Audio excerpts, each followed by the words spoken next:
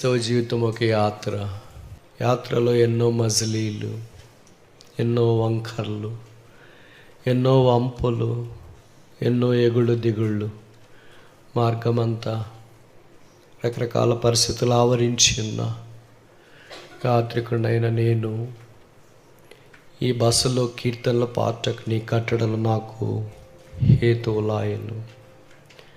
కనుక వాక్యము ద్వారా దేవుని మందిర సమృద్ధిని బట్టి ఆ యాత్ర ఆగిపోకుండా వెనక్కి వెళ్ళకుండా ముందుకే సాగిపోయినట్లుగా ప్రభువు ఇంతవరకు నడిపిస్తూ వచ్చిన నేను మీకు మేలు చేయ ప్రయత్నించాను.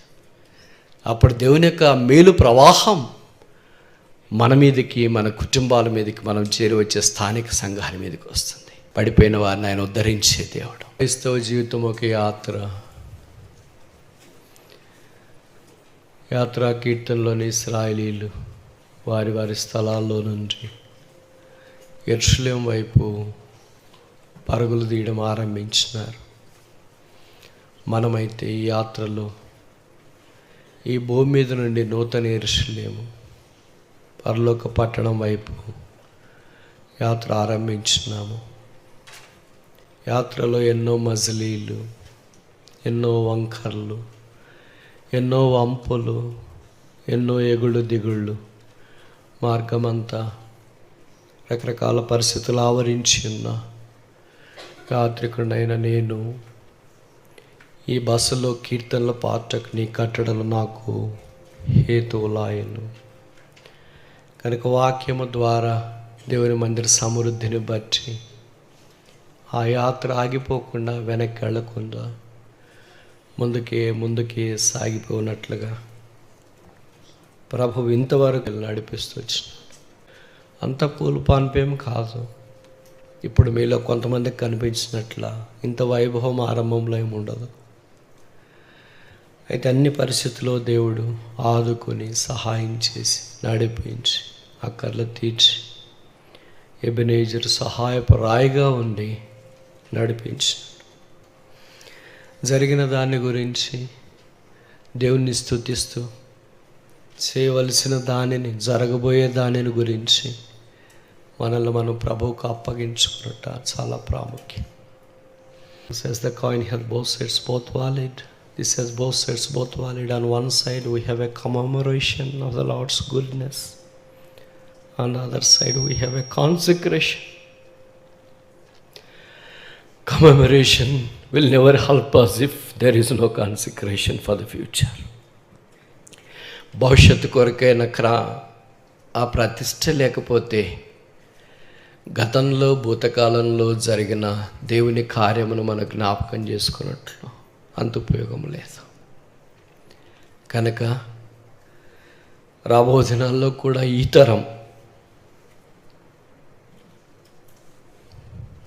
మనకంటే ముందుగా వెళ్ళిన తరం కష్టాల్లో, బాధల్లో, ఇబ్బందుల్లో, కృంగుదల్లో, అవమానములు.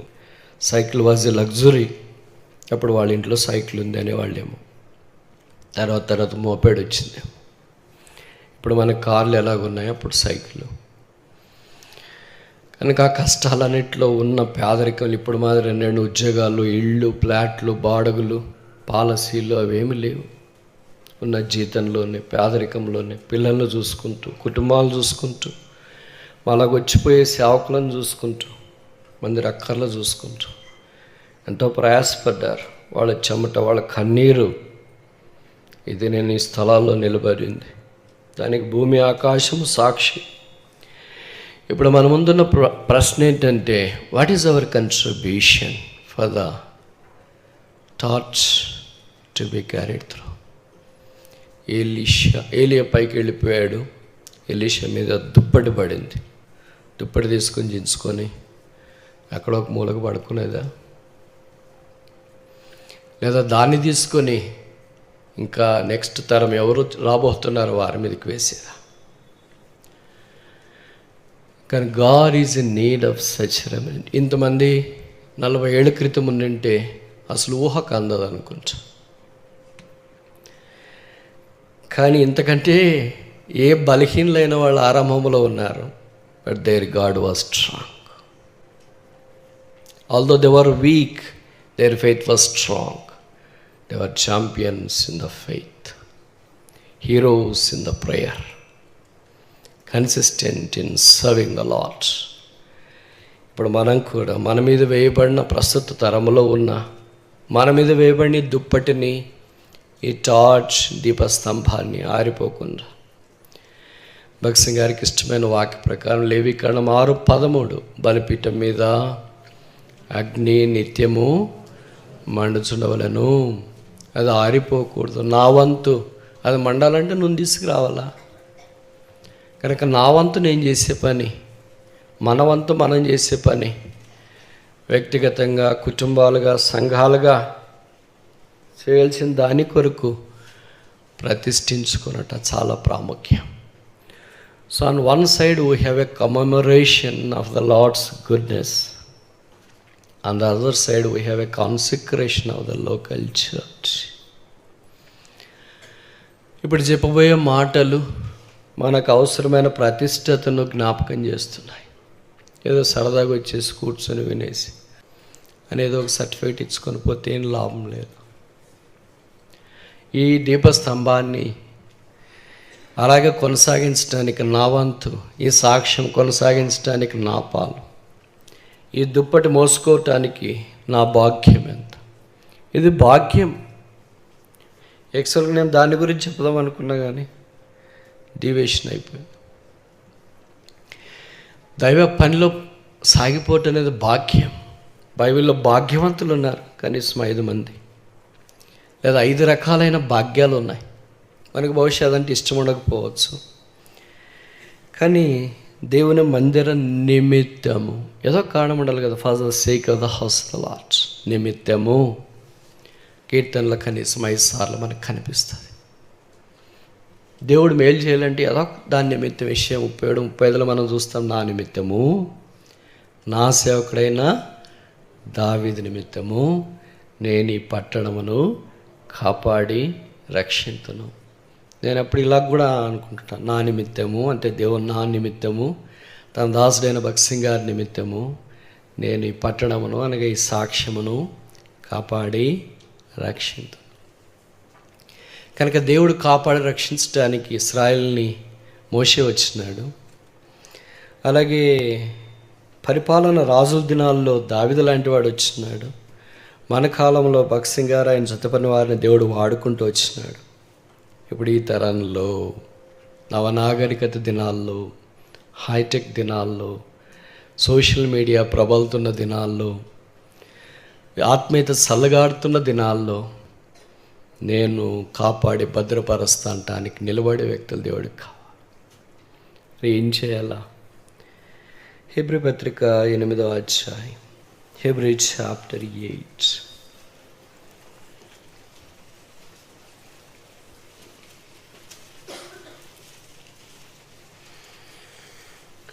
verse 5. హెబ్రీ 8:5.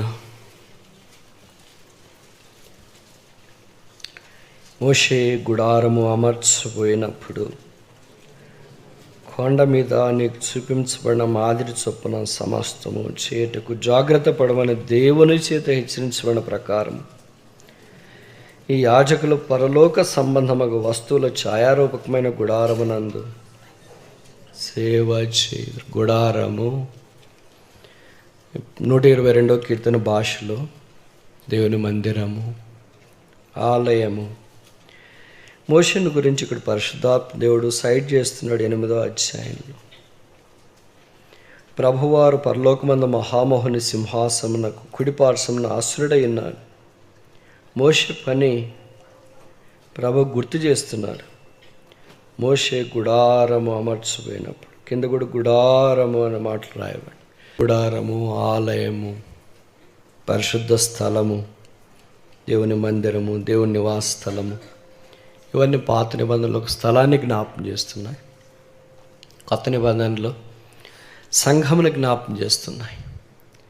మత్తయి 16:18 చెప్పబడింది, I will build my church upon this rock, the gates of the hell shall not prevail against it. ఈ బండ మీద నా సంఘమును కట్టుదును, పాతాళలోక ద్వారములు దాని ఎదుట నిలవనేరు. ఇంకా నువ్వు గుడారానికి వలపటుంటే నీకేం భద్రత లేదు, కాపుదల లేదు. గుడారానికి వలపటుంటే ఏం జరుగుతుంది? నోవహు దినాల్లో ఓడకు వలపటుంటే ఏం జరిగింది? దేవుని ఉగ్రత వచ్చింది. మీరు ఏమనుకోకపోతే ఆ మాట చెప్పనా? 40 అనే మాట మొట్టమొదటి నాకు తెలిసి ఆదికాండం 7వ అధ్యాయం 5వ వచనంలో ప్రస్తావనకు వచ్చింది అనుకుంటా. 40 రోజులు రాత్రింబగళ్ళు దేవుని యొక్క ఉగ్రతకు రూపమైన వర్షము కొండపోతగా కురిసిపోయింది. That's where the 40 starts in the holy writ. ఆ తర్వాత రకరకాల విధానంలో పరీక్ష పరిశోధనలు కూడా అలాగే వెళ్ళింది. అంటే మొదటిసారి ఎందుకు అక్కడ మొదటిసారి రాయబడిందని దేని గురించి మనం ఆలోచిస్తామంటే, బైబిల్ పండితుల అభిప్రాయ ప్రకారం ఏదైనా ఒక మాట మనం బైబిల్లో ఆలోచిస్తున్నప్పుడు అది మొదటిసారి, దానికి ఒక నేమ్ ఉంది, the principle of first mention అంటారు. మొదటిసారి ఆ మాట ఎక్కడ రాయబడింది అనే దగ్గర దానికి సంబంధించిన సరైన సందర్భము, భావము, అర్థము కూడా పరిశుద్ధాత్ముడు రాయించి ఉంచాడని బైబిల్ పండితుల అభిప్రాయం. అదే వాస్తవమైనప్పుడు ఆదికాండం 7వ అధ్యాయంలో మనం చూస్తే 40 అనేది దేవుని ఉగ్రత సందర్భంలో మొదటిసారి చెప్పబడింది, జలప్రళయం విషయంలో మొదటిసారి చెప్పబడింది, తర్వాత ప్రజలు నష్టపోయే విషయంలో మొదటిసారి చెప్పబడింది. అదే వాస్తవం అయితే వారు ఓడకు వలపట్టున్నారు. దేవుడు ఎప్పుడు ఏది ఇచ్చినా when there is a punishment coming from the God, there is also provision of protection in the God. ఎప్పుడు దేవుడి యొక్క ఉగ్రత వచ్చినా, తీర్పు వచ్చినా దేవుడు ఒక ప్రొటెక్షన్ ఏర్పాటు చేస్తాడు. ఈ never allows any punishment without the protection, without the provision to escape from that. కానీ మనం చాలాసార్లు అనుకుంటాం దేవుడి కష్టాలన్నీ అనుమతించినాడు ఏం ప్రొవిజన్ లేకుండా అని. బైబిల్లో రాయబడింది, నీతిని ప్రకటించిన నోహు కొన్ని దశాబ్దాలు ప్రకటించినాడు. చాలా ఆశ్చర్యకరమైన సంగతి ఏంటంటే, మేము సాధారణంగా వాక్యం చెప్పిన వెంటనే ఆల్టర్ కాల్ ఇస్తే ఎవరి చేతులు ఎత్తుకుపోతే రక్షణ కొరకైనా తీర్మానం చేసుకోలేదని చాలా నిరుత్సాహపడుతూ ఉంటాం. అసలు నోహు యొక్క ప్రకటనతో పోలిస్తే మాదెక్కడ? ఆయన ఆ దినాల్లోనే నీతిని ప్రకటించిన నోహు అని బైబిల్లో రాస్తూ వచ్చినారు. అలాగ ప్రకటిస్తే ఆయన బోధ ద్వారా బహుశా 100 సంవత్సరాలు ప్రకటించినారని కొంతమంది బైబిల్ పండితుల అభిప్రాయం. అదే వాస్తవమైనప్పుడు ఆయన బోధ ద్వారా not even one soul apart from his family was brought to the ark. ఒక్క ఆత్మ కూడా రక్షణ పొంది ఓడలోనికి తీసుకురాబడలేదు ఆయన కుటుంబం తప్ప. ఆయన కుటుంబం ఆయనతో పాటు 8 మంది అలాగే ఉండిపోయారు. ప్రకటించిన రోజు ఎంతమంది ఉన్నారు? ప్రకటన ముగించి వరదలు వచ్చేటప్పుడు ఓడలోకి వెళ్ళినప్పుడు కూడా అంతమందే ఉన్నారు. 100 సంవత్సరాలు బోధ చేస్తూ అక్కడ కూడా రక్షించబడకపోతే ఇంకా ఆ బోధకుడు బతికుంటాడని మీరు అనుకుంటారా? ఆ బోధకుని దేవుడు పంపినాడని అనుకుంటారా? ఆయన పరిచయం దేవుడు ఆశీర్వదిస్తాడని అనుకుంటారా? కానీ బైబిల్లో అలాంటి వాళ్ళు ఉన్నారు. ప్రభుకు స్తోత్రాలు. ఆయన నీతిని ప్రకటించినాడు, ప్రజలు నమ్మలేదు. దేవుని యొక్క వాక్యాన్ని వారు నిరాకరించినారు. దేవుని యొక్క వాక్యాన్ని మేము ప్రకటిస్తూనే ఉన్నాం కానీ మీరు పట్టించుకోవట్లేదేమో, నమ్మట్లేదేమో. బైబిల్లో రాయబడింది, చెప్పకపోతే ప్రకటించకపోతే ఎలా ప్రజలకు తెలుస్తుందని, వినేవాళ్ళు లేకపోతే ఎలా ప్రకటిస్తారని. రెండు వైపులా మాట్లాడుతున్నారు కనుక వినేవాళ్ళు ఉన్నారని ప్రకటిస్తున్నారు, ప్రకటించబడుతుంది కనుక నమ్మడం కూడా ఆవశ్యకమై ఉన్నది. ఇప్పుడు జలప్రళయం నుండి తప్పించబట్టడానికి ఓడ ఏర్పాటు చేయబడింది. అంటే ఏ వర్షం పడినా దేని మీద పడింది? ఓడ మీద పడింది. ఓడ అటు ఇటు కొట్టుమిట్టాడుతున్నా ఓడకే గాయాలైనాయి, ఓడకే దెబ్బలు తగిలినాయి. ఇదండి ఒక గోడకు కొట్టుకున్న, ఒక కొండకు కొట్టుకున్న, ఒక ఐస్బర్గ్ కొట్టుకున్న, ఒక చెట్టుకు కొట్టుకున్న, ఒక అడవిలో పోయికున్న అన్ని దెబ్బలన్నీ ఓడ తయారు చేసినప్పుడు ఎంత శుభ్రంగా తయారు చేశారు. బహుశా నాకు తెలిసి జలప్రళయం అయ్యేటప్పటికి ఓడ డిస్మాంటిల్ అయ్యే పరిస్థితిలోనికి వచ్చింది అనుకో. దెబ్బలనే దానికి, దాడంతా దాని మీదే, తర్వాత గాయాలన్నీ దానికి, అన్ని దానికే తగిలినాయి. But praise God, those who are inside the ark were not even hurt a single wound. ఆ ఓడ లోపల ఉన్న వారికి ఏ గాయము లేదు. ఇది ఎలాగుందంటే బహుశా మెటఫర్ మాదిరి, అనాలజీ మాదిరి. షద్రక్ మేషక్ అపర్నిగోల అగ్నిగుణంలో వాళ్ళు తిరుగుతున్నారు. వాళ్ళకి తల వెంట్రుక కూడా కాలిపోలేదంట. వారితో పాటు 4వ వాడు కూడా తిరుగుతున్నాడు. దేవతల రూపమని వాళ్ళు గుర్తించినారు. కానీ వాళ్ళని లోపల అగ్నిగుణంలో వేయటానికి వచ్చిన వాళ్ళు వాళ్ళే చచ్చిపోయిన, దెబ్బకి సెట్ అయిపోయారు. లోపల ఉన్న వాళ్ళకి ఏం కాలేదు కానీ బయట ఉన్న వాళ్ళకి అయిపోయింది. అలాగే ఇక్కడ ఏం జరిగిందంటే వీళ్ళు లోపల ఉన్నారు, దేవుడు వీళ్ళని కాపాడి భద్రపరుస్తున్నాడు. బయటికి లోపలికి రండి అంటే not even one was articulated to the message of Noah and leased on that day. They were stubborn. బహుశా ఇక్కడ కూడా ఆ దినాల్లో ఉన్న మనుషులు ఈ దినాల్లో ఉన్నారేమో. Not much has changed the heart of a human being. అందుకే ఆదికాండం 6వ అధ్యాయంలో చూస్తాం, నరులు చెడుతున్న భూమి మీద గొప్పదనియు వారి తలంపుల్లోని ఊహలన్నీయు ఎల్లప్పుడూ కేవలము చెడ్డవని. టీవీ రానప్పుడే, వాట్సాప్ రానప్పుడే, డేటా రానప్పుడే, జియో రానప్పుడే, నెట్ రానప్పుడే man's heart is totally wicked. ఇప్పుడు ఇంకేమైనా అడ్జెక్టివ్స్ కలుపుకోవాలనుకుంటే కలుపుకోవచ్చు. విచిత్రం ఏంటంటే ఆ దినాన మానవుడు దేవుని యొక్క వాగ్దానంలోనికి ప్రవేశించలేకపోయాడు. ఉగ్రత కురిసిపోయింది. బైబిల్లో రాయబడింది, వారందరూ అలాగే జలప్రళయంలో మునిగిపోయారు. ఆహా, దేవుని యొక్క ఉగ్రతను ఏ మానవుడు భరించగలడు? ఎవరు తాళగలదు దానికి? నేను ఆ ఉగ్రత భరించడానికి సమర్థుడని ఎవరు ముందుకు రాగలరు? ధైర్యం చేసి వచ్చిన వాళ్ళు కూడా ఎంత ఇబ్బందుల పాలయ్యారో మనకు తెలుసు. దేవుడు ఒక ఉగ్రత మానవుని మీద పంపించాలని అనుకున్నప్పుడు ఏ మానవుడు నిలబడతాడో? ఏ డబ్బు నిలబడుతుంది? ఏ ఆస్తి నిలబడుతుంది? ఏ నాయకుడు నిలబడతాడు? ఏ అధికారి నిలబడతాడు? ఏ బలమైన వ్యక్తి నిలబడతాడు? ఏ శౌరుడు నిలబడతాడు? ఏ బలాఢ్యుడు నిలబడతాడు? ఏ కట్టడం నిలబడుతుంది? ఎవరు నిలబడగలరు? నీతో సహా ఎవరు నిలబడలేరు. బైబిల్ సెలవిస్తుంది, ఆ దినాన్ని దేవుని ఉగ్రత నుండి తప్పించుకోవాలని నువ్వు పరుగులు తీసి కొండల దగ్గరికి వెళ్ళి నా కొండలు రావద్దని చెప్తాయంట. సముద్రం దగ్గర దూకాలని వెళ్ళి నా మానవ రాకుండా అయిపోద్దంట. ఆ దినం నీ జీవితంలో రాకమునిపే నేను ప్రేమించి నీ కొరకై ప్రాణం పెట్టి చనిపోయి సమాధి చేయబడి తిరిగి లేపబడిన యేసుక్రీస్తునే లోకనాథుడు, సర్వలోక రక్షకుడు నిన్ను ఆహ్వానిస్తున్నాడు. ప్రయాసపడి భారం మోచుకుంటున్న సమస్త జనులారా నా దగ్గర రండి, నేను మీకు విశ్రాంతిని కలుగ చేస్తున్నాను ప్రభు వారు ఆహ్వానిస్తున్నాడు. విశ్రాంతి లేకుండా సోలిపోయి డస్సిపోయి సొమ్మసిల్లిపోయి ఏం చేయాలో దిక్కుదోచుకుండా అటు ఇటు చూస్తున్న వ్యక్తిని ఎవరైనా కావచ్చు, ఆన్లైన్లో ఉన్నా ఆఫ్లైన్లో ఉన్నా, ప్రభువుని యేసునందు విశ్వాసం ఉంచు. ఒకవేళ అదే జరిగితే 4 రోజులు 3 రోజుల కొరకు చేసిన ఖర్చు కానీ, ప్రార్థనలు కానీ, కన్నీరు కానీ, చెమట కానీ నిరక్తకం కాదు. వీటన్నిటికి మించి యేసు ప్రభు యొక్క శిలువ రక్తము వ్యర్థం కాదు. నీ యేసుని అంగీకరించుకుందా ఉంటే, యేసు ప్రభు యొక్క శిలువ రక్తంలోనికి నువ్వు రాకుండా ఉంటే, ఇంకా దేవుని యొక్క ఉగ్రత కింద ఉన్నావని జ్ఞాపకం చేయబడుతుంది. మేము ప్రకటిస్తూనే ఉన్నాం. నువ్వు నిర్లక్ష్య పెడుతున్నావేమో. అదొక ఊరు, ఆ ఊరిలో డాక్టర్ ఉన్నాడు. ఆయన దగ్గరికి ఓ రోగి వెళ్ళాడు. జ్వరం వచ్చిందని చెప్పాడు. రోగి వెళితే జ్వరం వచ్చిందంటే డాక్టర్ ఎంత వచ్చింది అని ఈయన చెప్పిన వెంటనే నమ్మి అలాగే రాయడు. వెంటనే నోరు తెరవమంటాడు. తెరిచిన వెంటనే ఒక థర్మోమీటర్ నోట్లో 4 కింద అట్లా పెట్టుకో 1 నిమిషం అంటాడు. అట్లా పెట్టుకుంటే మనకు ఉంబుద్ది అవుతుంది.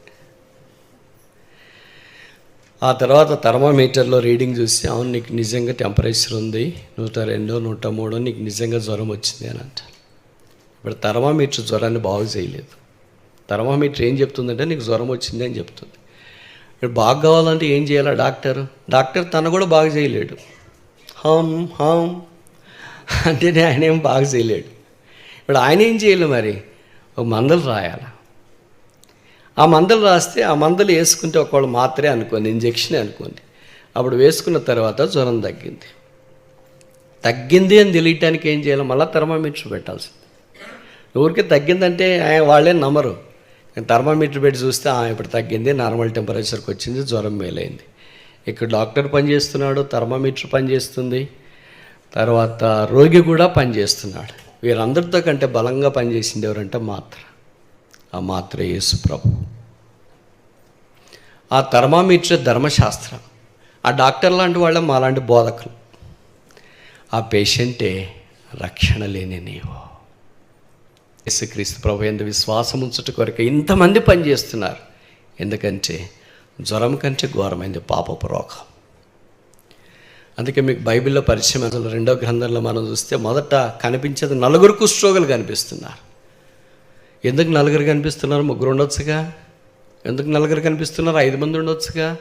4 ఏ జ్ఞాపకం చేస్తుంది? యూనివర్సాలిటీ, సార్వత్రికాన్ని జ్ఞాపకం చేస్తుంది. 4 కుష్ఠరోగులు అక్కడ ఉన్నారంటే సార్వత్రికంగా కుష్ఠరోగులంతా ఆడే ఉన్నారు అని అర్థం. ఇంకో మాటలో చెప్పాలంటే ప్రతి మనుష్యుడు పాపపు యొక్క కుష్ఠరోగంతో ఉన్నాడు. ఇది శుభవర్తమానం గల దినం కనుక మనం లోపలికి వెళ్తాం, దండపేటలోకి బతికితే బతుకుతాం, చనిపోతే చనిపోతాం. అదే ప్రేమ గల యేసు ప్రభు యొక్క స్వార్థను మేము మీకు తెలియచేస్తున్నా. ఈ గుడారంలోనికి రాకుండా బయట ఉంటే భద్రత లేదు, నెమ్మది లేదు, సమాధానం లేదు. నీ దగ్గర డబ్బు ఉండొచ్చు, పేరు ప్రఖ్యాతులు ఉండొచ్చు, ధనఘనతలు ఉండొచ్చు, వీకెండ్ వచ్చిన వెంటనే రకరకాలైన ఎంటర్టైన్మెంట్ ప్రోగ్రామ్స్ ఉండొచ్చు, పబ్స్ ఉండొచ్చు, అక్కడికి వెళ్ళొచ్చు, ఇక్కడికి వెళ్ళొచ్చు. వెళ్ళొచ్చిన తర్వాత వాళ్ళు ఏమంటారు? రిఫ్రెష్ అయ్యాం. Okay, for a very weekend you had to be refreshed. తర్వాత బయటికి వెళ్ళి అక్కడి నుండి వచ్చిన తర్వాత తిరిగి ఆదివారం వెళ్ళేటప్పటికి వాళ్ళ ముఖాలు పేలిపోయించాయి. What happens? ఏమైంది? మరలా శుక్రవారం కోరిక ఎదురు చూస్తుంటారు. ఎప్పుడు శుక్రవారం వస్తుంది, ఎప్పుడు శుక్రవారం వస్తుంది, ఎప్పుడు శుక్రవారం వస్తుంది. ఇలాగ వారాలు గడిచిపోయి చివరికి ఎక్కడికి వెళ్తారంటే, what is the meaning of my life? నా జీవితం యొక్క అంతమేంటి? నేను ఎందుకు బతుకుతున్నాను? నన్ను ఎవరు పట్టించుకోవట్లేదు ఏంటి? అప్పుడే ఏం జరుగుతుందంటే బ్రోకన్ రిలేషన్స్ స్టార్ట్ అవుతాయి. ఎవరో పరిచయం వాళ్ళు మానేస్తారు ఫోన్ చేయడం, మనకు నంబర్ బ్లాక్లో పెట్టేస్తారు. ఏమైంది, ఏం కథ? అప్పుడు కూర్చొని ఎల్లెలకలు పడుకొని, లేకపోతే పడక మీద ఆ తిరిగే ఫ్యాన్ చూస్తూ యు మే కంటెంప్లేట్ సూసైడ్. నేను బ్రతకడం వేస్ట్, ఇంత డబ్బు ఉంది, ఇంత జ్ఞానం ఉంది, ఇంత శక్తి సామర్థ్యాలు ఉన్నాయి, ఇంక నేను ఎందుకు బ్రతకాలా? అంటే నా జీవితం శూన్యమైపోయింది, విలువ లేదు. కొంతమంది చెప్తారు, I don't see any meaning in my life. వాళ్ళు ఏమనుకుంటారంటే అది గొప్ప లాజిక్ అనుకుంటారు, ఇంగ్లీష్ వచ్చుగా. నో, ప్రతిదానికి ఒక అర్థం ఉంటుంది. నేను ముందే చెప్పాను కదా, ఈ అద్దాలు ఎందుకు? అక్షరాలు పెద్దగా చేసి చూపించడానికి. ఈ వాచ్ ఎందుకు? టైం చూపించడానికి. మైక్రోఫోన్ ఎందుకు? వాయిస్ యాంప్లిఫై, స్వరం పెంచడానికి. ఈ పోడియం టేబుల్ ఎందుకు? ఏదైనా అవసరమైంది పెట్టుకోవటం. కూర్చుని చాపలు ఎందుకు? ప్రతిదానికి ఒక అవసరం ఉంది, ఉద్దేశం ఉంది. అలాగే దేవుడు నిన్ను చేసిన ఉద్దేశం కూడా ఒకటి ఉంది. You are not a machine. నువ్వు ఒక యంత్రం కాదు. Not a washing machine, vacuum cleaner, microwave, mixie, grinder. No, దేవుడికి అవసరమైన సాధన. ఏదో ఒక మిషన్ కానీ, లేకపోతే వాచ్ కానీ, అద్దాలు కానీ, మొబైల్ కానీ పనికి రాకపోతే పైన పడేసాం. అదే దేవుడు కూడా మన విషయంలో చేసేది. పరలోకపు రక్షకుడు తన స్వరూపంలో మనల్ని చేసుకున్న తర్వాత మనల్ని విసిరి పాడేయలేదు పొరపాటు చేసినప్పుడు.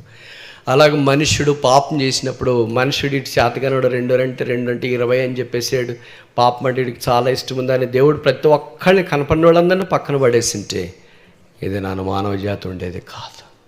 భూమి అంతా నిర్మానుష్యంగా ఉండేది. కటకట, ఇది ఏమి శ్రమ అని మానవుడు ఘోషించేవాడు. అయితే ప్రభుత్రాలు ఆయన అక్కని చేర్చుకున్నాడు, కన్నీడు తుడిచినాడు, గాయం కలిగినాడు, పక్కన పడ్డాడు. మనకు తెలుసు కదా లూకా సువార్తలో మంచి సమరయన కథ. వాడు పడిపోయినప్పుడు ఆయన దగ్గరికి వెళ్ళాడు, చూచినాడు, లేపినాడు, ఫస్ట్ ఎయిడ్ చేసినాడు, తన వాహనం మీద కూర్చోబెట్టుకున్నాడు, పుట్టుకొళ్ళ వాని ఇంటికి తీసుకొని వచ్చినాడు. అదే దేవుని యొక్క సంఘం అని మనకు తెలుసు. ఇలా కాపాడి భద్రపరుస్తూ వచ్చినాడు. నీ సొంత రక్తం, అపవిత్రమైన రక్తం పంచుకొని పుట్టిన నీ కుమారుడంటేనే నీకు అంత మక్కువ ఉంటే, దేవదేవ గొర్రె పిల్ల అయిన యేసుక్రీస్తు యొక్క అమూల్యమైన రక్తం ద్వారా కడగబడి శుద్ధీకరించబడిన ఒక వ్యక్తి జీవితాన్ని దేవుడు ఇంకెంత ఎక్కువగా ఆశీర్వదించాలని కోరుతాడు. ఈ ఆశీర్వాదం నీకొద్దా? ఈ రక్షణ నీకొద్దా? ఈ మారుమనసు నీకొద్దా? ఈ పాప క్షమాపణ నీకొద్దా? చేతులు జోడించి మనం చేస్తున్నా, యేసు నాకు కావాలి, నీ రక్షణ నాకు కావాలి, నీ ప్రేమ నాకు కావాలి, నీ మార్గం నాకు కావాలి, నీకంటే నాకు సరైనమో లోకంలో ఏమీ లేదు, నీ సమాధానమే నాకు అవసరం అని కేకలేసి ప్రలాపించి ఆర్తధ్వని చేసి అంగలార్ప చేస్తే రక్షణ నీదవుతుంది. ప్రభువైన యేసునందు విశ్వాసం ఉంచు, అప్పుడు నీవును నీ ఇంటి వారును రక్షణ పొందేదారు. రక్షణ పొందిన మనము ఈ గుడారములోనికి వచ్చిన తర్వాత గుడారం మనకు నచ్చినట్లు చేయటానికి లేదు. అందుకే హెబ్రీ పత్రికలో తిరిగి సైటేషన్ పరిశుద్ధాత్మ దేవుడు ఇచ్చినాడు. 8వ అధ్యాయం 5వ వచనం. ఒక 5 విషయాలు దీంట్లో నుండి త్వరగా చూసి ముగించడానికి ప్రయత్నం చేస్తాం. Hebrew chapter 8 verse 5. హెబ్రీ పత్రిక 8వ అధ్యాయము 5వ వచనం.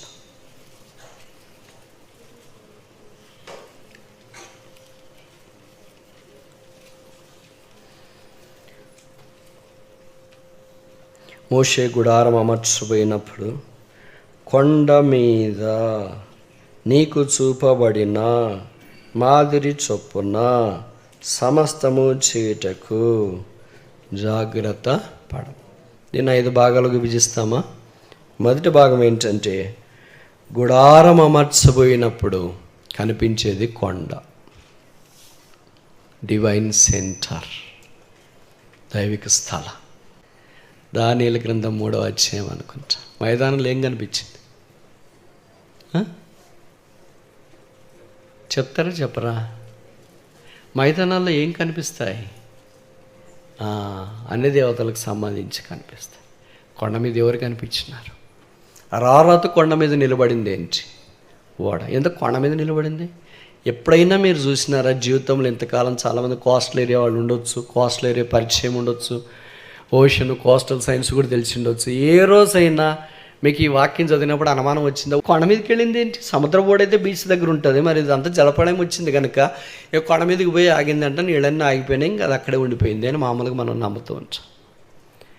కానీ ఆ ఓడ యేసుక్రీస్తు ప్రభువే. ఆ యేసుక్రీస్తు ప్రభుని జ్ఞాపకం చేసే ఆ ఓడ కొండ మీదే. అందుకే సువార్తల్లో ఆఖరి అధ్యాయంలో మనం చూస్తాం, యేసు ప్రభు వారు కలువరి కొండ దగ్గరికి వెళ్ళాడు. ఆయన మన కొరకై రక్తము కార్చి చనిపోయి సమాధి చేయబట్ట కొరకు ఈ భూమి మీదకి ఆయన దిగి వచ్చినాడు. No centre is as powerful as that of the centre where the Jesus was hung on the cross outside Jerusalem on the mount of Calvary. కలువరి కొండ మీద యేసుక్రీస్తు ప్రభువారు దీనుడై వేలాడదీయబడిన ఆ కొండ కంటే ప్రపంచంలో నేను చెప్తుంటే వేరే అర్థాలు వస్తున్నాయి కదా మీకు. వేరే ఏ కొండ మనిషిని యొక్క జీవితాన్ని మార్చలేదు.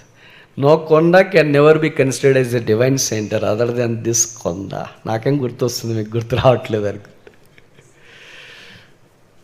ప్రభుకి స్తోత్రాలు. అరారాతు కొండ మీద ఓడొచ్చింది.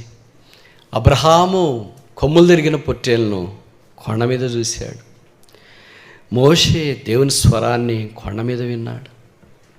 అలాగే దేవుని యొక్క వాక్యంలో ఇతరులు కూడా యేసుక్రీస్తు ప్రభుతో సహా కొండ మీద కనిపిస్తున్నారు. అంటే అర్థం ఏంటంటే ఈ దైవ ప్రత్యక్షత అయిన దేవుని గుడారమైన సంఘములో మనకు దేవుడు గుడారం అమర్చే పనిలో తీసుకోవాలని అనుకుంటే there should be higher level of spiritual life. మైదానం యొక్క అనుభవంలో నుండి కొద్దిగా పైకి రావాలని దేవుడు కోరుతున్నాడు. మనం మైదానంలో నన్ను ఉంటే ప్రభుకు స్తోత్రాలు, దిగిపోయి లోయలో ఉంటే ఇంకెప్పుడు మైదానానికి వచ్చేది? ఎప్పుడు మైదానం మీద కొండ మీదకి వచ్చేది ఎప్పుడు? దేవుడేమో హిమాలయ పర్వతం దగ్గర మనం ఉండాలని కోరితే మనమేమో అమెరికాలోని కలరాడోలో గ్రాండ్ క్యానియన్ లోయలో మాదిరి అక్కడ చేసింది. మన భారతదేశం మాదిరి చెప్పాలంటే దేవుడేమో ఇదేంటి హిమాలయ లోయలో ఉండాలంటే మనమేమో కడప జిల్లాలోని గండికోటలో పెన్నా నది ప్రవహిస్తూ ఒక గాడ్జ్ ఏర్పాటు చేసింది, అంత లోపల ఉండిపోయా. ఎప్పుడు అక్కడి నుండి బయటకు వచ్చి ప్రాణనాథుడా ఇక్కడి నుండి నన్ను తీసుకురాలేవా? పడిపోయిన వారిని ఆయన ఉద్ధరించే దేవుడు. కనీసం నన్ను మైదానం మీద కన్నా తీసుకురా ప్రభువా. మైదానం మీద ఉన్నవారు నేను కూడా కొండ మీద ఉండాలని కోరుతున్నాను. పాత నిబంధనలో కొండ మీద ఒకళ్ళు మనకు కనిపించినారు. అయితే కొత్త నిబంధనలో యేసుక్రీస్తు ప్రభు వచ్చిన తర్వాత కొండ మీదకి ముగ్గురిని తీసుకుని వెళ్ళాడు, రూపాంతర కొండ మీదకి. మత్తయి సువార్త 5వ అధ్యాయంలో బైబిల్లో చెప్పండి, ఆయన కొండ ఎక్కి కూర్చున్నప్పుడు ఆయన శిష్యులు ఆయన యుద్ధకు వచ్చింది. అప్పుడు ఆయన నోరు తెరిచి ఇలాగూ, ఆయన నోరు తెరిస్తే ధన్యతల వర్షం ధారావాహికంగా కురిసిపోయింది. మనం నోరు తెరిస్తే పక్కన ఎవరు ఉండరు, ఇంకా ఫినాయిల్ వేసి కడిగినా కూడా. ఆయన నోట్లో అలాంటి మధురమైన మాటలు ఉన్నాయి. అందుకనే ఆయన పెదవుల మీద దయారసం పోయబడి ఉంది. ఆయన మాటలు ఆశ్చర్యపోయినారు ప్రజలు. బైబిల్లో రాయబడింది, ఎవడును ఎన్నడును ఇలాగూ మాటలాడలేదు. No man has ever spoke as Jesus did. అలాగైనా మాట్లాడేవాడు మాత్రమే కాకుండా చేసేవాడు కూడా. అందుకే మత్తయి 17వ అధ్యాయంలో రూపాంతర కొండ మీదకి యేసుప్రభువు వారు ముగ్గురు శిష్యులను తీసుకుని వెళ్ళాడు. 12 మందిలో ముగ్గురిని ఎందుకు తీసుకెళ్ళాడు? మిగతా వాళ్ళు ఏమైపోయారు? వాళ్ళు రామన్నారా? వాళ్ళని పిలవలేదా? వాళ్ళకి రావాలని ఇంట్రెస్ట్ లేదా? కారణాలు చాలా ఉండొచ్చు. ఒకటి మాత్రం వాస్తవం ఏంటంటే యేసుప్రభువు వారు మిగతా శిష్యులతో పాటు వెళ్తుంటే వీళ్ళు కూడా అనాలి కదా, ఎక్కడికి వెళ్తున్నారు ప్రభు, మేము కూడా రావచ్చా అని. అలాగన్నట్లు లేరు. ఎవరైనా పేతురు లాంటి వాళ్ళని అడిగారంటే ఏంటి మీ ముగ్గురిని పిలిచి యేసుప్రభు ఏదో చెప్తున్నాడంటే కొండ మీదకి వెళదామని చెప్తున్నాడు బ్రదర్ అని. మేము రావచ్చా బ్రదర్ అని అడగలేదు. ఎందుకు వెళ్తున్నారు కొండ మీద అంటే మీకు తెలుసు కదా యేసుప్రభుతో పాటు పోతున్నామంటే ఏమని అర్థం? ఫాస్టింగ్ ప్రేయర్ రా బాబు. 60 దినాల్లో భక్సింగ్ గారు కూడా ఎవరినన్ను పిలిస్తే వాళ్ళని వెళ్ళాలంటే వెనకని చేసేవాళ్ళు ఎందుకు పిలుస్తాడు భక్సింగ్ గారు మనల్ని? అప్పుడే ఇంత పెద్ద పెద్ద సంఘాలు ఉన్నాయి, ఆ సంఘాల్లో నిలబెట్టి వాక్యం చెప్పిస్తారు, వెళ్ళేటప్పుడు కార్లో డ్రాప్ చేస్తారు, కవర్ ఇస్తారు అంటానికి. భక్సింగ్ గారు అంటే పోతే ఇంకేముందిరా బాబు, సువార్త దండయాత్రని తిప్పేస్తాడు, రాత్రి అంతా ఆల్ నైట్ అని ప్రార్థన చేస్తాడు ఆయన వచ్చి చాలామంది భయపడేవాళ్ళేమో. అలాగే యేసు ప్రభుతో కూడా పేతురు, యోహాను, యాకోబులు పోతామంటే ఏంటి ఫాస్టింగ్ ప్రేయర్ అంటే, అయితే మీరు కూడా వస్తారంటే వద్దులేనో మళ్ళీ అటు చెప్పొద్దు. యేసు ప్రభు దగ్గరికి వెళ్ళి ప్రభు వాళ్ళని కూడా తీసుకెళ్దామని. మీరు ముగ్గురే కొండ మీదకి వెళ్ళారు. మిగతా వాళ్ళంతా ఎక్కడున్నారు? కొండ కింద. ఎంతమంది ఉన్నారు కొండ కింద? మెజారిటీ ఎక్కడుంది? మైనారిటీ ఎక్కడుంది? వీళ్ళు కొండ కింద ఉన్నోళ్ళు యేసు ప్రభు యొక్క మహిమను వాళ్ళు చూడలేకపోయారు. మందిరంలో ఏం చూస్తామంటే, in every house of the Lord, in the church of the Lord, the greatest manifestation of God's glory is unleashed. దేవుని యొక్క మహిమ పరాకాష్ఠ మనం చూస్తాం. అందుకే ఒక పాట కూడా ఉంది, దేవుని మహిమా మందిరం. ఇది క్రైస్తవేతలకు లేనిది. అందుకే అపోస్తలుడైన పౌలు రాస్తున్నాడు, we were without glory but now we are brought into the glory. మనం ఇప్పుడు దేవుని మహిమలోనికి తీసుకురావచ్చు. వాళ్ళు కింద 9 మంది ఉన్నారు కానీ వాళ్ళు మహిమను చూడలేకపోయారు. ఆ ముగ్గురు పైకి వెళ్ళారు. బైబిల్లో రాయబడింది, యేసు ప్రభు యొక్క ముఖము ప్రకాశించిందంట. ఆయన వస్త్రాలు ఏ చాకలి సలువ శుభ్రం చేయలేనంత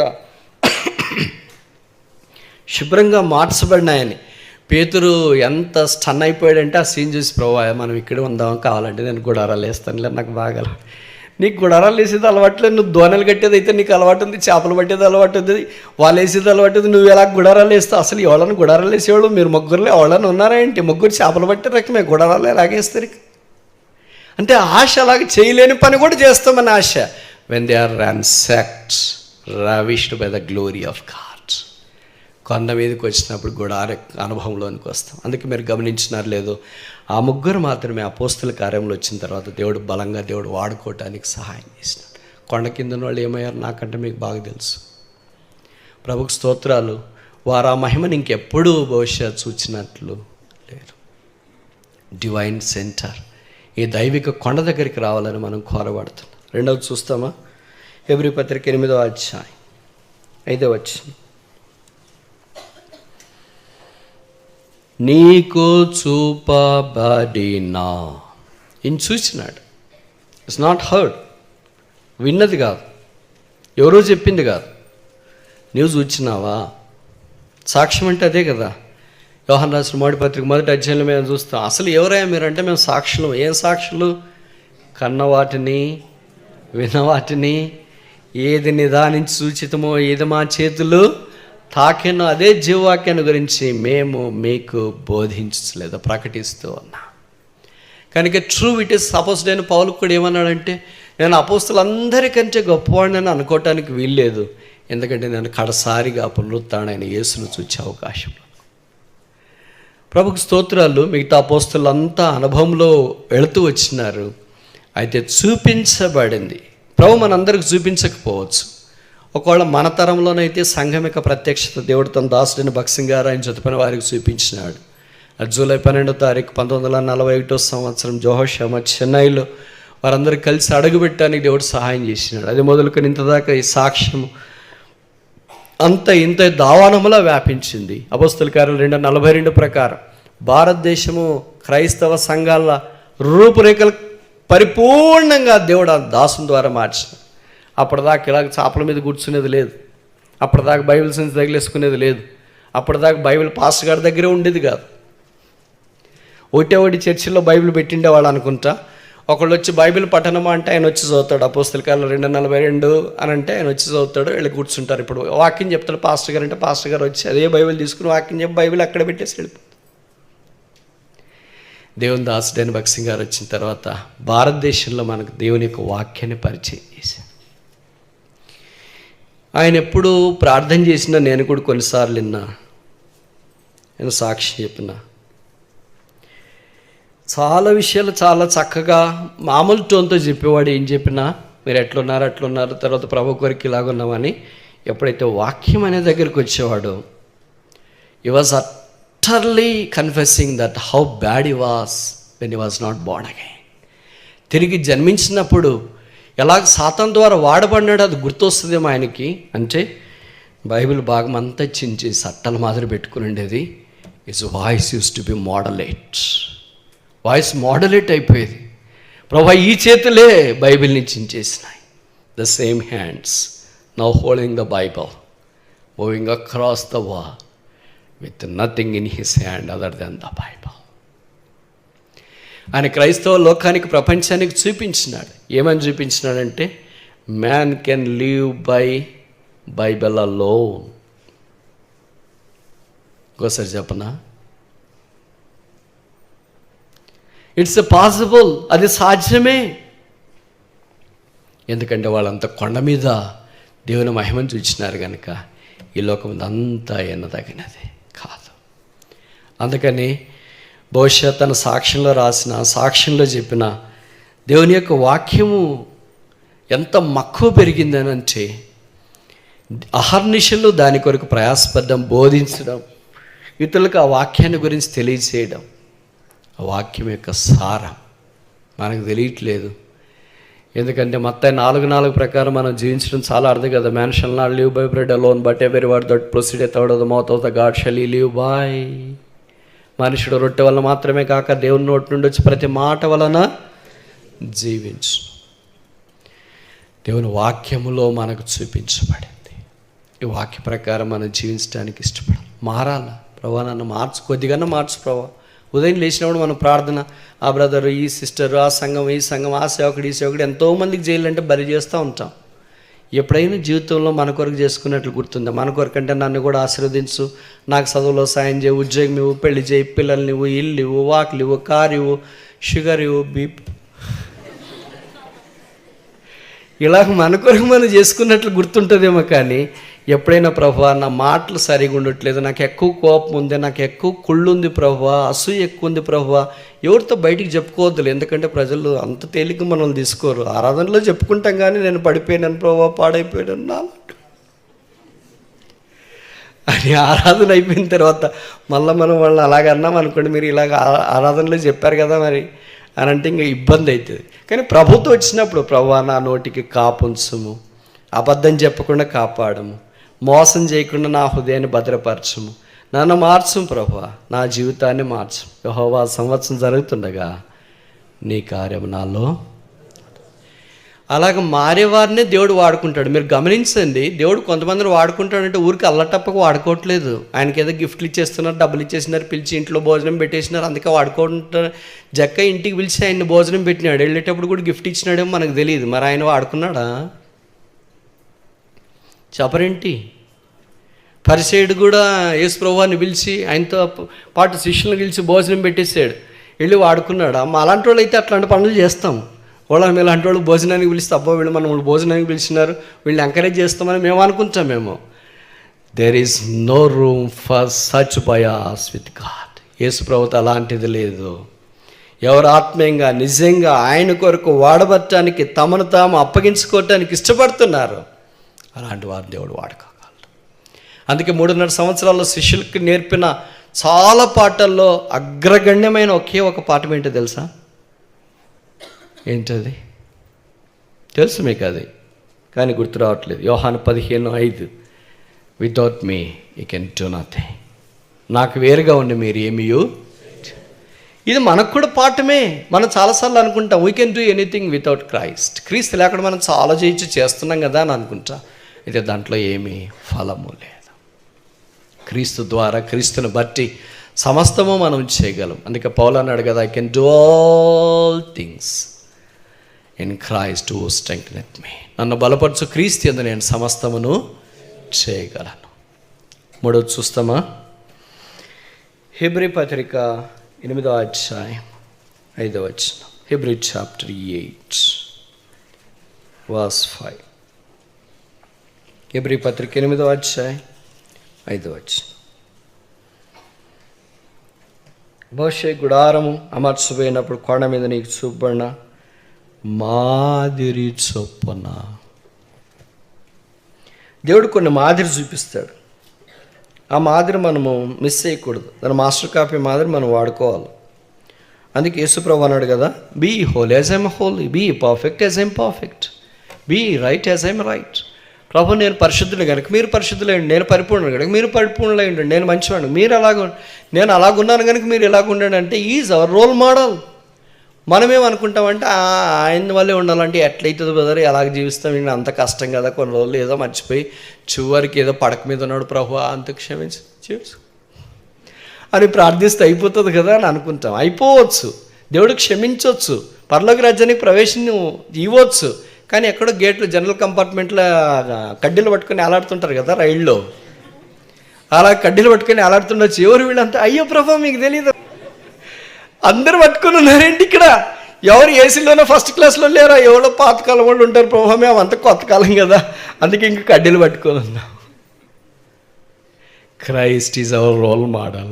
క్రీస్తే మన మాదిరి, ఆయనకంటే ఇంకేం లేదు. అందుకే 1 కొరింథీ 11వ అధ్యాయంలో ఒకే ఒక్కడు యేసు ప్రభు తర్వాత బైబిల్ చరిత్రలో చెప్పగలిగింది, be followers of me as I followed Christ. నేను క్రీస్తుని పోలి నడుచుకున్న ప్రకారం మీరును నన్ను పోలి.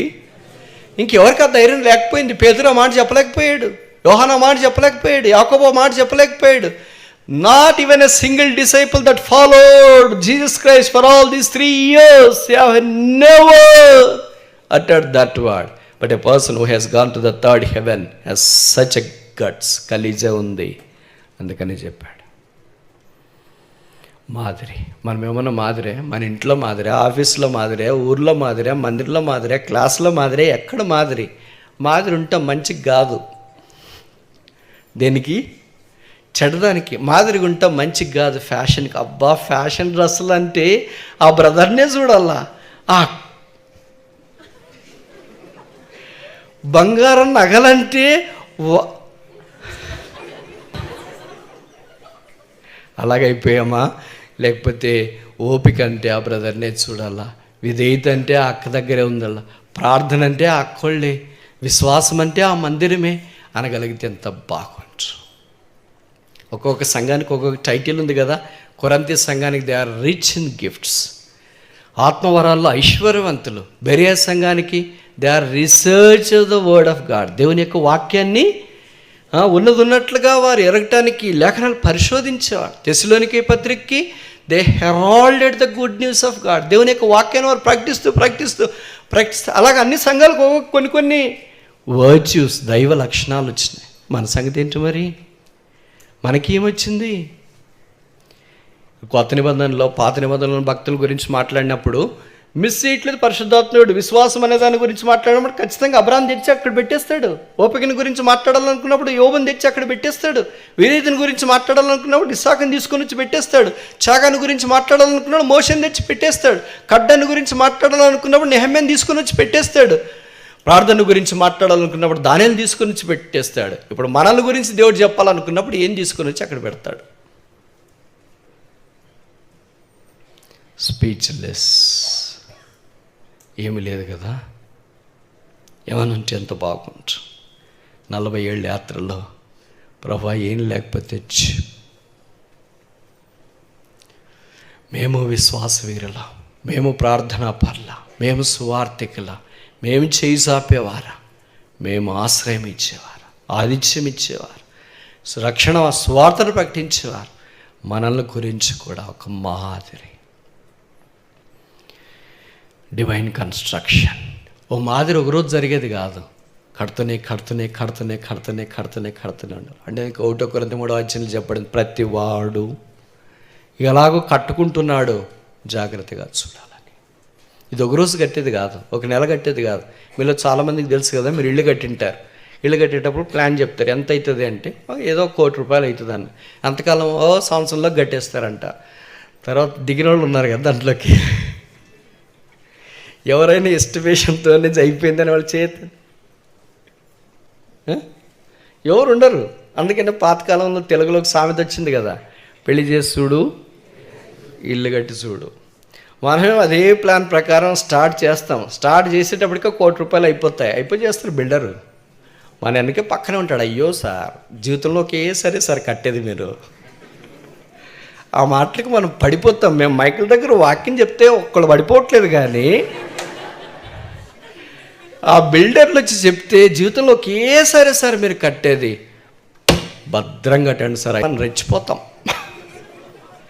మన దగ్గర అంత సోర్స్ లేదు, అయినా వాళ్ళే చెప్తారు, సార్ మీరు ఏం భయపడతాడు, మీరు ఊరికే ఎస్ అని చెప్పండి సార్. ఎందుకంటే వీళ్ళతో అందరికీ లింకులు ఉంటాయి. బ్యాంక్ మేనేజర్కి లింకులు ఉంటాయి, ఎలక్ట్రీషియన్కి లింకులు ఉంటాయి, కార్పెంటర్కి లింకులు ఉంటాయి, టింబర్ డిపోకి లింకులు ఉంటాయి, పెయింట్ వాడికి లింక్ ఉంటుంది, ఎలక్ట్రిసిటీ వాడికి లింక్ ఉంటుంది, అందరికి లింక్ ఉంటుంది, యజమానుడితో తప్ప.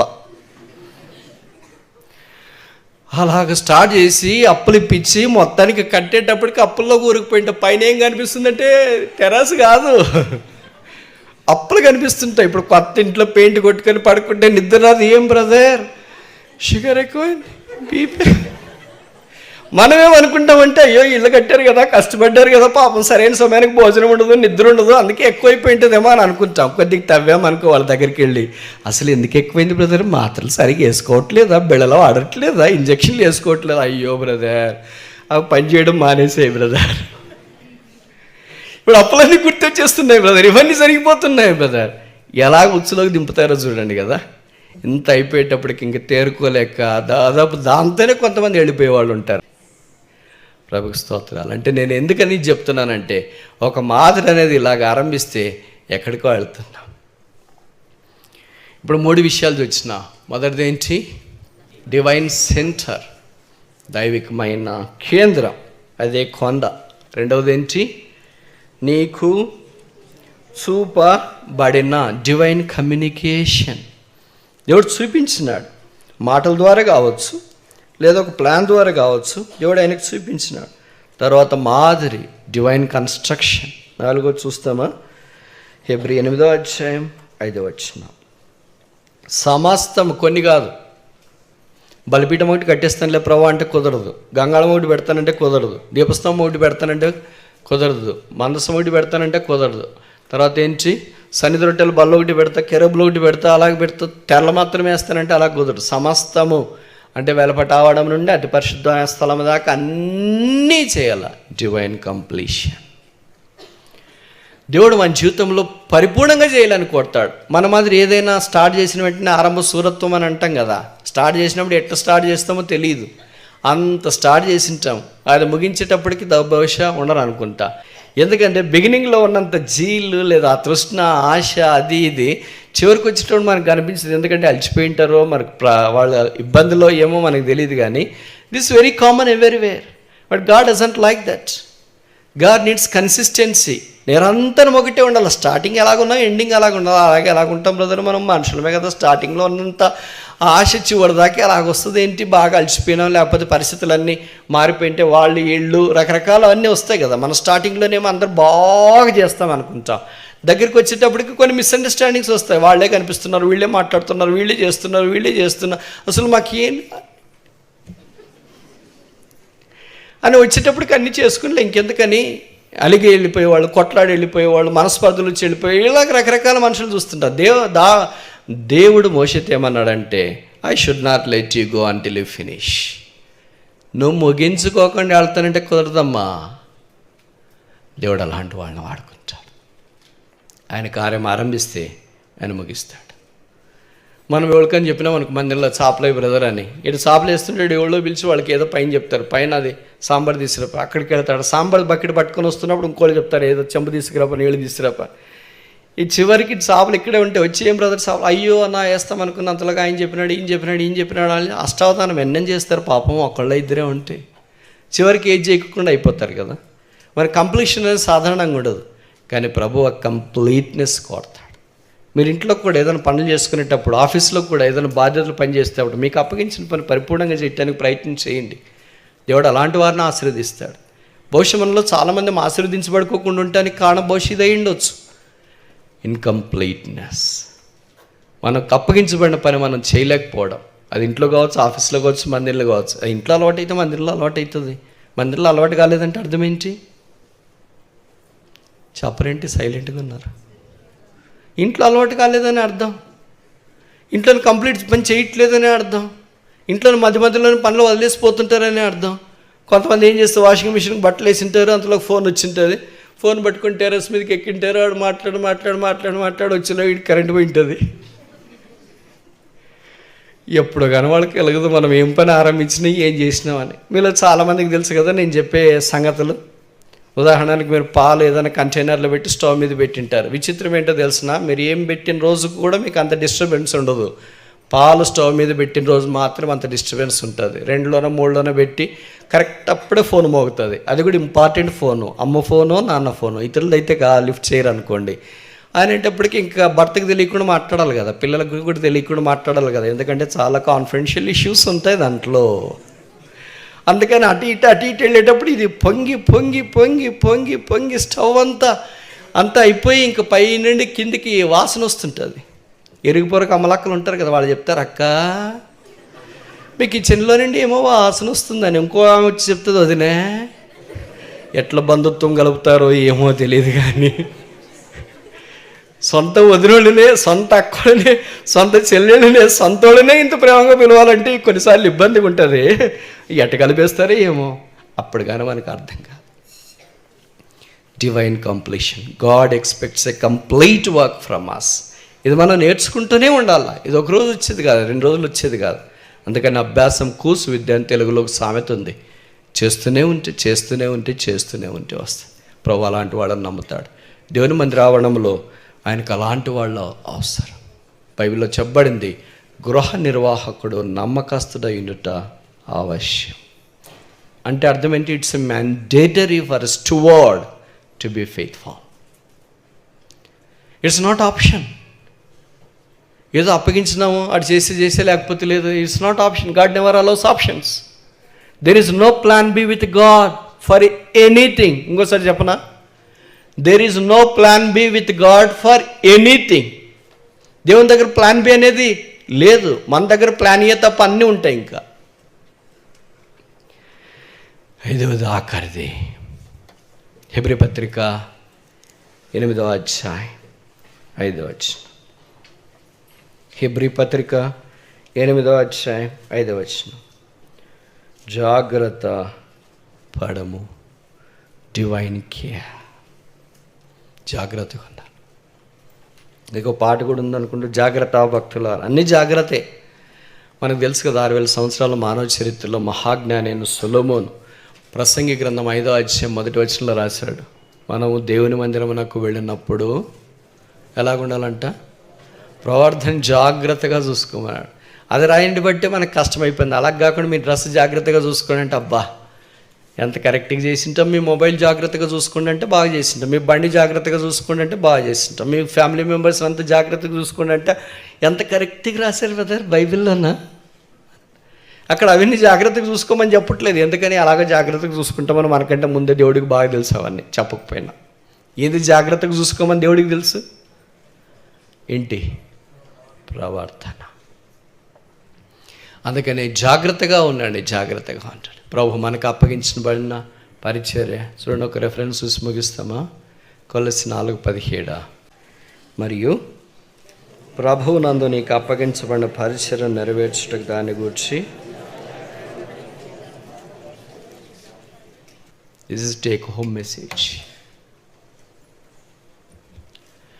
అక్కడ అర్కీప్ అనే ఒక మంచి పరిచారకుడు ఉన్నాడు.